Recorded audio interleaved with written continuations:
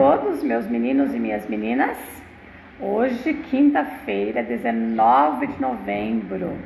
Então, hoje, nossa videoaula, nós vamos terminar a unidade de matemática, que nós paramos na página 96, né? Vamos terminar os números decimais.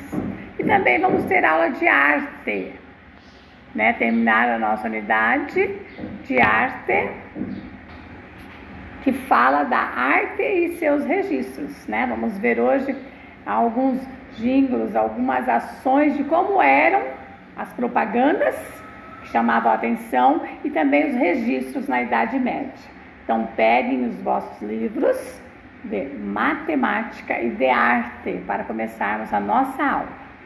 E como amanhã, dia 20 de novembro, é feriado em Mato Grosso, nós não teremos aula. Então, a professora está passando um videozinho para vocês que retrata um pouquinho no repente, né? Uma música cantada por uma tartaruga que retrata essa época da história que nós estudamos por esses dias, né?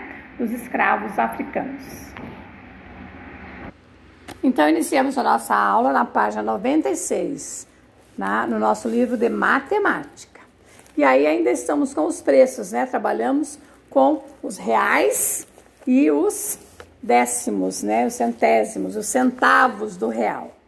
Na loja em que Maurício trabalha, há 4 modelos de aparelhos de televisão à venda. Veja, o primeiro, R$ 982,58. O segundo, R$ 983,89. O terceiro, R$ 982,41. E o quarto, R$ 1.000,89 inteiros, não é? Então, nós temos 3 preços parecidos, mas que tem diferença em reais e em centavos. Então, o cliente disse que gostaria de ver o aparelho de TV com o menor preço. Qual que é o aparelho de televisão que Márcio deve mostrar ao cliente? Qual deles? Primeiro, o segundo, o terceiro ou o quarto? Então, coloque aí qual que tem o menor preço, observando os reais e os centavos. Beleza? Próximo problema.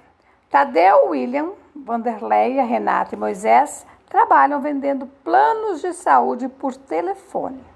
Plano de saúde, né? Aquele que não quer depender do SUS paga um plano de saúde, por exemplo, uma Unimed.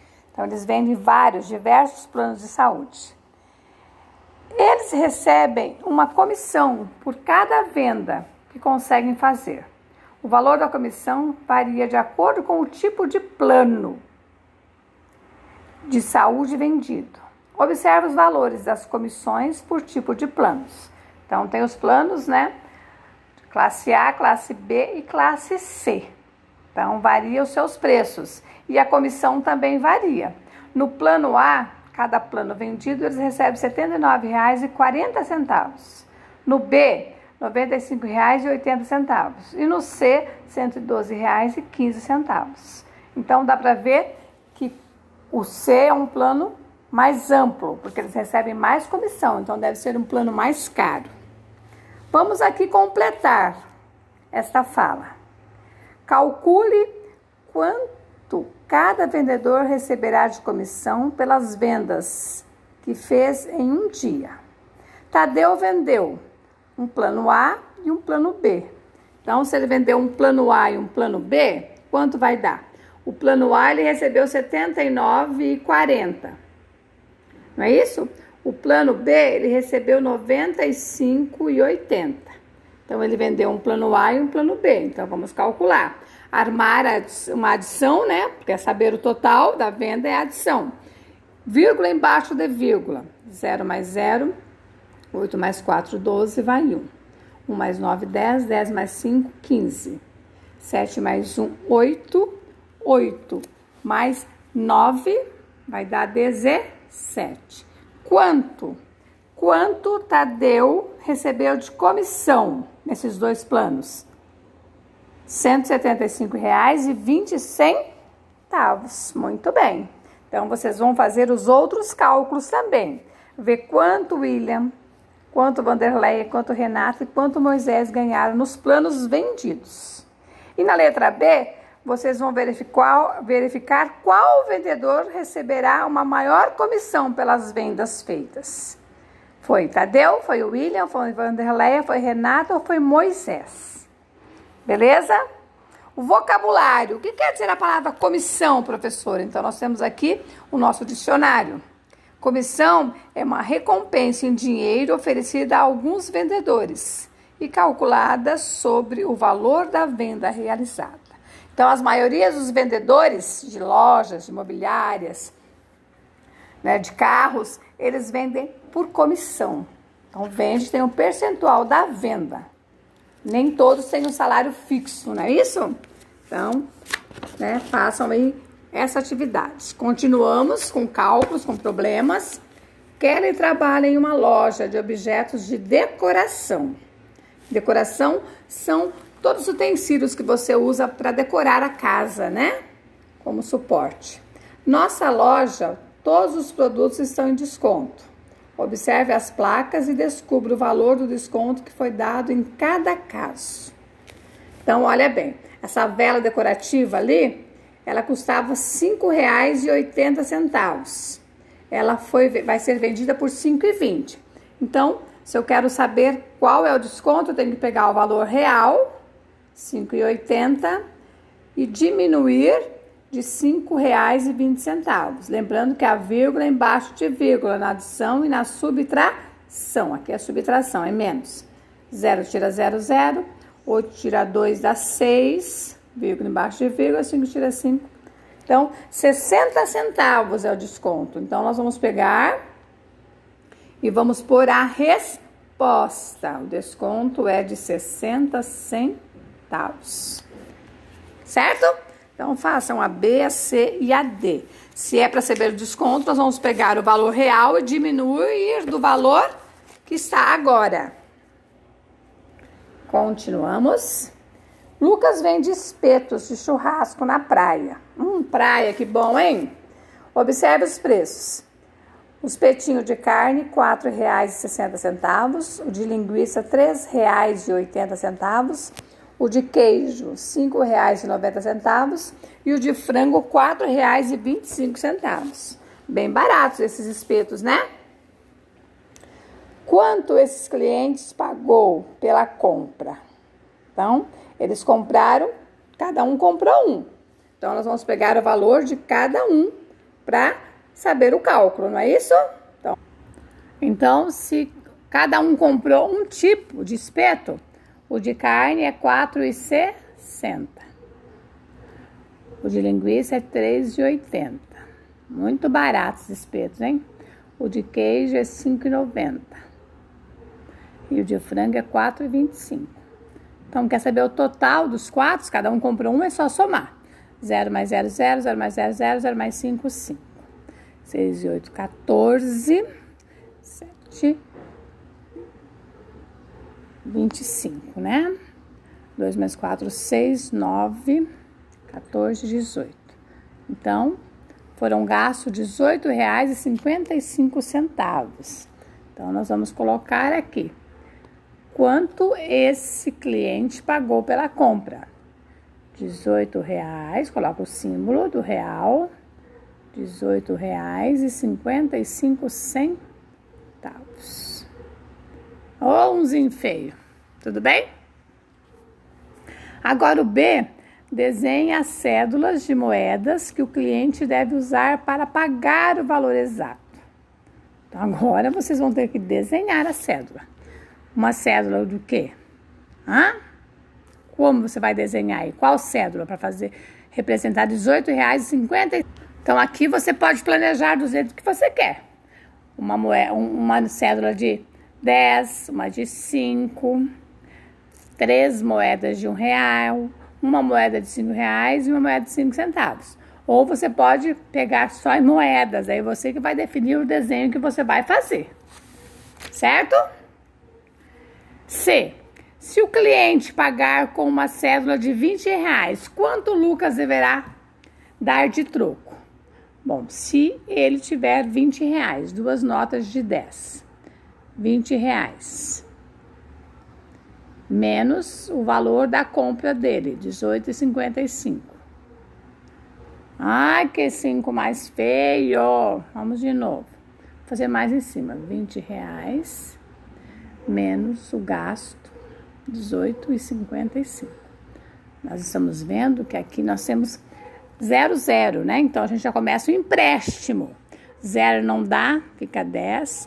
Aqui emprestou de lá, ficou 9. Aqui ficou 9, aqui ficou 1. Por quê? Porque o 2 vai emprestar para cá, aqui fica 10. O 10 passa para cá, fica 9. O 10 passa 1 para cá, fica 9. Então, vamos lá. 10 tira 5, 5. 9 tira 5, 4. Vírgula embaixo de vírgula. 9 tira 8, 1. E 1 tira 1, 0. Então, o troco dos R$20 vai ser R$1,45. Não esquece de colocar o cifrão e colocar o valor, R$1,45. Esse quadro da professora é muito pequeno, né? Então, vamos lá. Escreva quais são as cédulas e moedas que Luca deve utilizar para troco. Então, R$1,45. Ele pode pegar R$1, né? 4 moedas de 10 centavos e uma moeda de 5 centavos. Não é isso?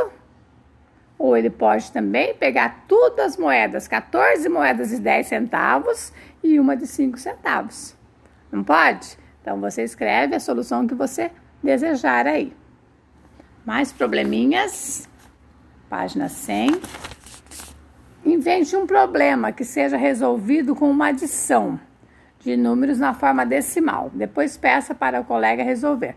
Como nós não estamos ali na escola, nas salas, né? Então, você pode criar um probleminha seu aí. Você mesmo comprando, né? Você vai no mercado, você vai na frutaria, você vai na farmácia. Faça essa compra com resolução, com resposta depois. E a décima que você esteja pagando, né? Então, você pode fazer uma socialização do que você comprou no primeiro problema. O que você gastou lá no primeiro, no 9, no 10, você pode subtrair, dar a mesma ação e solução, tá? Então, esse é mais um probleminha assim, pessoal, né? Cada um vai criar o seu, certo? Por exemplo, fui ao supermercado e comprei R$15 de frutas e R$52 de carne. Então, você pode... Quanto gastei? Então, você vai fazer a adição aqui. O total que der a sua compra, você pode aqui fazer um de subtração, né? Uma sequência de pensamentos, tá bem? Conecte o assunto. Regulamento do pão francês. Todo mundo conhece um pão francês, né? Um pãozinho. A gente compra no supermercado, a gente compra na padaria, na lojinha lá né, do vizinho, lá no mercadinho. Então, a regulamentação da comercialização do peso do pão francês desnudou algumas práticas condenáveis, em especial a fraude no peso do pãozinho, de 50 gramas. Não raro produzido com 45 gramas, com 40 gramas e até 35 gramas.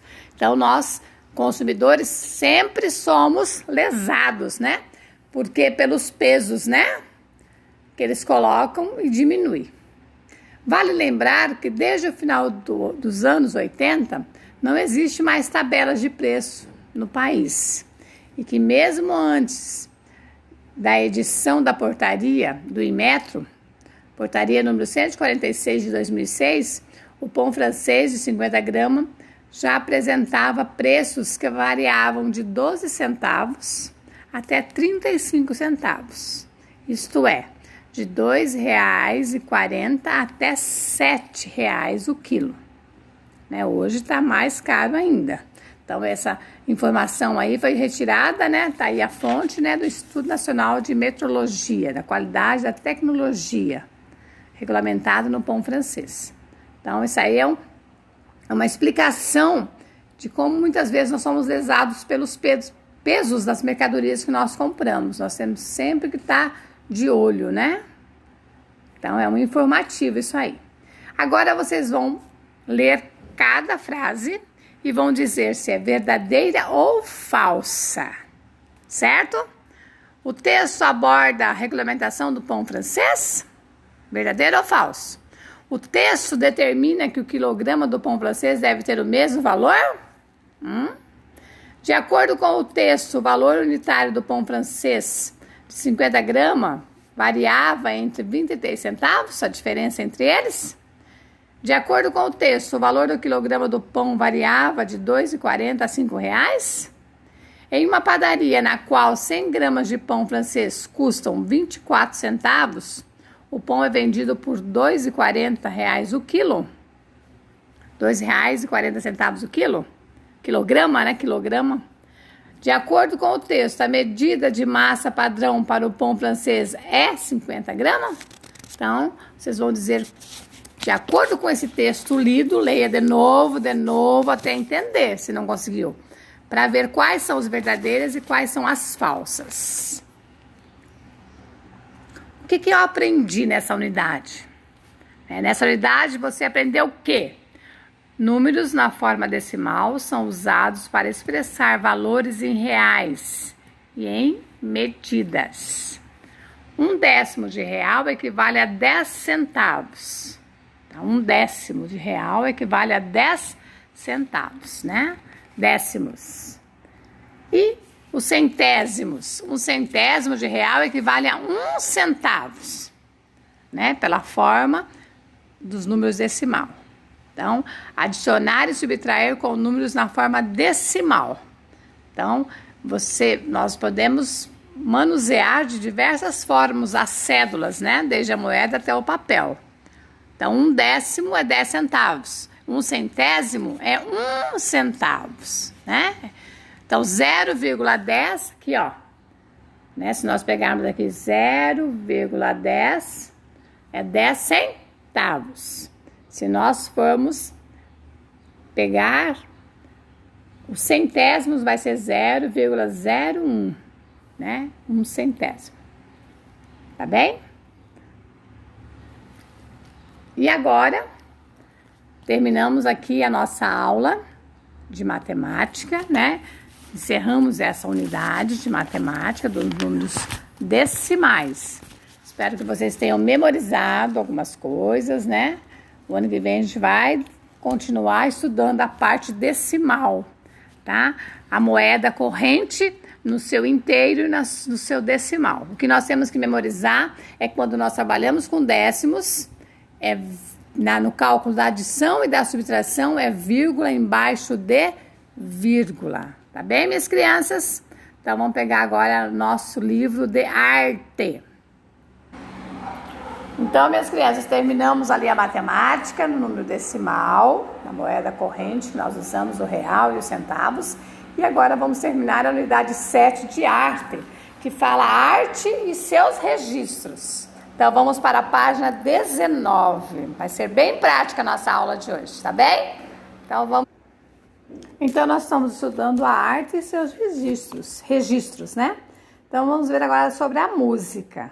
Quais os registros que não convencional. Então, conhecemos no início da unidade a história do registro convencional da música, por meio das partituras. Convencionais, nesse tipo de registro é utilizada a estrutura formal, que é universal, cujos símbolos são específicos e podem ser interpretados por pessoas alfabetizadas na linguagem, né? Nessa linguagem musical. Você lembra de que vimos no livro 1 que existe uma forma de registrar música mesmo sem conhecer a escrita musical convencional? Esse tipo de registro é feito em uma partidura não convencional, que é a forma de registro musical diferente da usada normalmente. Utiliza uma legenda com símbolos de desenhos que representam os sons e os silêncios. Nesse tipo de escrita não convencional, basta criar uma legenda e segui-la. Ela pode ser uma boa alternativa para pessoas que não conhecem escrita musical convencional. Vamos ver, então, que tipo, né, que nós temos de partidura e uma legenda. Então, nós sabemos que lá nas unidades anteriores nós vimos os registros convencionais, né? Vamos verificar. Então, as partituras dos registros convencionais são essas aí, onde tem as letras, né, o som. E as não convencionais, que é lá, né, da história antiga, lá dos nossos, né, da nossa vivência, que nós já estudamos na história lá, que na Idade Média, né, que eles tinham os símbolos neumas, né, e cada símbolo que eles tinham da música tinha o seu significado, né, do grave ao agudo, do agudo ao grave, as notas ascendentes, as descendentes, as grave, aguda, grave e agudo, grave, agudo. Então, esse aqui é lá na Idade Média, antigamente os símbolos que eles tinham. E já essa aqui já são as partituras, né, que nós utilizamos na ação convencional. E hoje nós vamos ver algumas partes não convencionais de registros das notas musicais. Então, continuamos. Não convencionais, que são essas legendas que nós temos, né? O coxa, um coração, o estalo, uma estrela, a palma, uma meia-lua, o pé, um raio e o soco, né? Uma estrondona ali. Então, é a partitura não convencional. Então, também vimos no livro anterior que muitas músicas utilizam materiais não convencionais para criar uma nova sonoridade ou timbres, diferente em suas composições e apresentações musicais. Vamos conhecer uma banda brasileira formada por grandes artistas que utilizam instrumentos não convencionais para registrar suas canções. Vejamos então. Então, aqui nós temos, né, o conhecimento dessa banda, Pato Fum. A banda Pato Fum foi formada em 1992 na cidade de Belo Horizonte, no estado de Minas Gerais. Seu primeiro CD foi gravado e lançado em 1993. E nesse disco já havia formas diferentes de fazer música, como experimentações de timbres e sonoridades, que acabaram virando uma característica da banda. Até hoje eles gravam 3 discos no total e no ano de 2010 lançaram um CD chamado Música de Brinquedo, voltada para o público infantil. Nesse CD, eles criaram uma apresentação lúdica e convidaram crianças para cantar com eles. Uma delas é a Nina, filha da vocalista Fernanda Takai, com o guitarrista John Ward, né? Então, aí está falando, né, a parte dessa banda, de que forma que eles vivenciam. Formou-se um projeto realizado pela essa banda Pato Fu, que é feito com regravações de músicas famosas de outros compositores. Mas a inovação não fica somente na sonoridade. As apresentações ao vivo do projeto Música de Brinquedo são feitas com a participação de personagens e fantoches, né? Então, aqui, se nós estivéssemos na escola, a gente poderia estar também formando, né? Conversando, juntando e utilizando isso aí para uma boa aprendizagem também. Mas como nós não estamos na escola, então aqui nós não vamos fazer. Infelizmente, nós perdemos muitas ações, né? Que seriam bem mais proveitosas, né? E legal se nós estivéssemos na sala de aula. Então, continuamos. Aqui nós vamos lá na página 150, vamos pegar os adesivos. O que era um disco de vinil, né? Que tinha vitrola. O que é uma fita cassete, o que é uma fita VHS, o que é um CD, o que é um MP3 e o que é um smartphone. Então, tem coisas que para vocês é meio complicado, né? Então, vamos lá na página 150 para a gente fazer a verificação. Então, meus queridos, aqui na página 150 nós temos, ó, esse primeiro aí, clarinho, é o CD, tá? Então, esse é o CD. Nós usávamos antigamente, tá bom? Daí esse aqui é o disco de vinil. É o disco de vinil. Seus pais podem ajudar vocês também. Isso aqui é a fita cassete, tá? Que ele tem lá, né, formado lá, a fita cassete. Fita cassete, que está escrito cassete, tá? Um K e um 7. Daí essa aqui é a fita VHS, que a gente assistia filmes, tá? Esse aqui é o MP3, que já é do tempo de vocês, né? MP3. E esse é o smartphone, né? Não vai dar para escrever aqui, mas é o smartphone. Então, vocês vão pegar esses adesivos e vão colocar cada um no nome correto lá na página 21, tá bem? Então, vamos lá. Vamos pegar lá na página 150 e vão colocar os adesivos, cada um no seu lugarzinho, certinho aqui, ó. Certo? Deu para entender? Então, vamos lá. Agora, tem aqui um informativo também. Antigamente era comum comprarmos CDs em lojas quando o artista lançava um novo álbum musical, né? Tinha os CDs originais e tinha os CDs falsificados, que a gente utilizava muito também, que eram mais baratos. Mas que também fazia, não era o real, né, para os artistas. Eles deixavam de ganhar.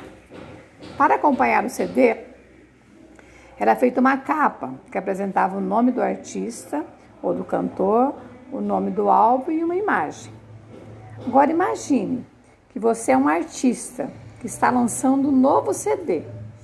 Crie uma capa, ele preenchendo as informações do quadro a seguir. Depois compartilhe sua produção com os seus colegas. Hoje aqui na professora está um som só, é construção de casa, é anúncio no comércio, né? Tá um barulho danado aqui hoje. Mas, gente, vê com os pais se eles ainda têm guardado esses CDs, que tem uma capinha quadradinha e um CD dentro. Se tiver, ou você pode também pesquisar na internet. Você pode criar, né? Colocar o seu nome, né? O teu nome, o nome do álbum, e aqui você fazer, né, a capinha do CD certinho ali dentro, tá bom? E aqui embaixo, explique com as suas palavras o que eram os neumas. Lembra? Que nós já mostrei agora há pouco o que eram os neumas, né? As ações musicais. Então, aqui nós temos, ó, o que está dizendo o que são os neumas. Os neumas eram o quê? São símbolos, né? Os símbolos que usava lá, né, nos antigos, lá na Idade Média. Eles usavam esses neumas. Então, vamos explicar o que são neumas lá na página 22, tá bom? Então, aqui o exercício 3, na página 22, o que eram os neumas? Era um sistema que eles apresentavam, né, a letra da música escrita, com aqueles símbolos colocados em cima dela, né? Então, eram aqueles símbolos, não eram as partituras que nós temos hoje, partituras, que indicavam como a música deveria ser cantada ou tocada, no som grave, menos grave, né? Tudo aquilo que foi explicado ali naquela página. Então, é só explicar a palavra neumas, que era o tipo de partitura lá na Idade Média, né? Nós vamos longe nesses nossos conhecimentos. E aqui nós já temos agora a interpretação. Relacione os aparelhos listados a seguir com as características de cada um deles indicados. O que é um aparelho de som? Uma filmadora, um fonógrafo, um gramofone e uma vitrola, né? Foi o que nós estudamos já anterior, cada um tem ali, né? A imagem e o que cada um como era. Então, vocês vão colocar a letra que representa cada uma das frases. Foi o primeiro aparelho de registro sonoro. Qual foi? Foi o fonógrafo. Vou falar o primeiro. Então, foi o fonógrafo. Então, aqui vai ser o C. O Czinho mais feio. Aqui dentro vai ser o C, tá? E os demais vocês vão procurar lá. Se tiver dúvida, volta lá e leia. Nós já estudamos todos esses aparelhos ali, tá bem? Aqui não precisa fazer, porque nós não estamos em sala de aula, infelizmente. E vamos falar agora de uma nova fala, né? Dos jingos.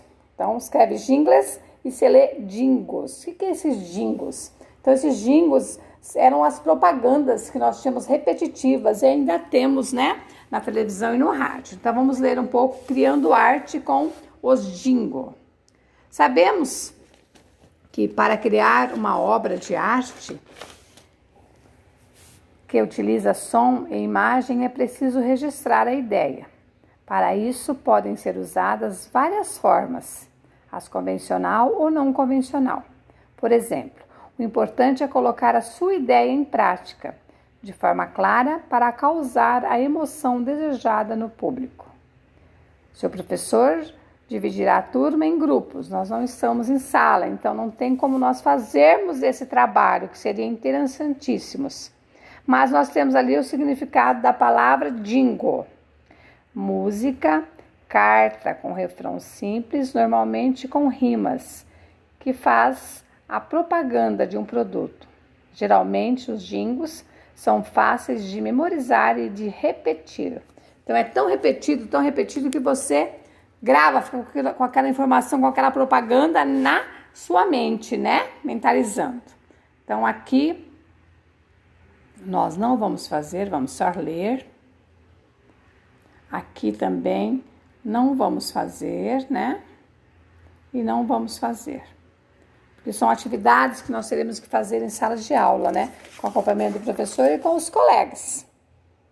Mas o importante é que vocês façam a leitura e mentalizam, né? Esses novos conhecimentos que vocês acreditam que não tinham. E chegando aqui, né? O que nós aprendemos? Nós aprendemos que o registro convencional do som é feito por meio de partituras com notas e símbolos que representam o som. Vimos também que existem formas não convencionais de registros. Existem formas não convencionais de registrar graficamente o som. Então, né, são maneiras diferentes.